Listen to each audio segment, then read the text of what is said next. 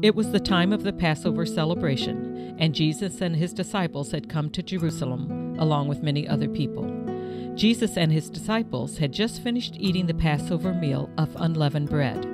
Then Jesus asked a few of his friends to go with him to a garden nearby so he could pray. So they walked to the garden. As Jesus was praying, he and his disciples heard soldiers approaching. When the soldiers got to the garden, they grabbed Jesus and arrested him. Jesus' friends were afraid they would be arrested too, so they ran away. Jesus was alone. Then the soldiers marched him back to the court to stand trial. When they got to the court, they held a quick trial that wasn't even a real trial. Pontius Pilate, the judge, couldn't find that Jesus had done anything wrong, but the religious leaders still wanted him to kill Jesus. So the judge asked the people what he should do with Jesus, and this is what the crowd answered. Pontius Pilate ordered Jesus to be crucified, which means they would hang him on a cross to die. The soldiers grabbed Jesus again and marched him into the courtyard. The soldiers mocked him and made fun of him. Then the soldiers took whips and beat Jesus.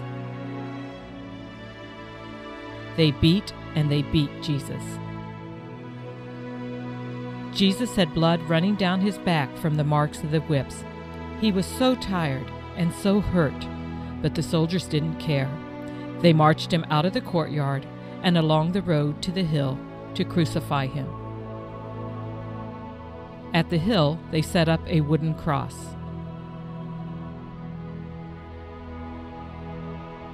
Then they nailed one of Jesus' hands to the cross. Then they nailed his other hand to the cross. And then they nailed his feet to the cross. The Bible tells us that even though Jesus is God, he was a man too while he was on earth. When they nailed Jesus to the cross, it hurt him every bit as much as it would hurt us. So now Jesus had blood on his back from being whipped, and blood on his hands and feet from the nails. As if that weren't enough, the soldiers still made fun of him. They made a crown of thorns and put it on his head. Has anyone here ever stuck your finger on the thorn of a rose bush? Well, that's what this crown of thorns was like, only the thorns were much, much longer than rosebush thorns. The soldiers jammed it down on Jesus' forehead, and the thorns cut into his skin. Now Jesus had blood on his head too. Jesus hung on that cross for hours. How awful that must have been. Finally, he died. And then, at the very moment Jesus died, there was a terrible earthquake. And the curtain in the temple that separated the people from God was torn in two. There was a man in Jerusalem named Joseph of Arimathea.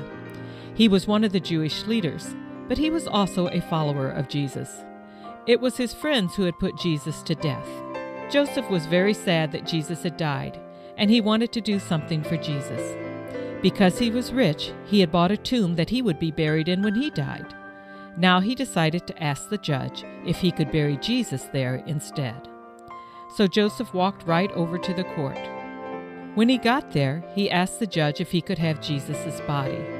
The judge said yes. So Joseph took Jesus' body down from the cross. And he slowly carried it to the tomb. When he got to the tomb, he gently placed Jesus' body inside. Then a very large stone was rolled in front of the tomb to make sure no one took the body.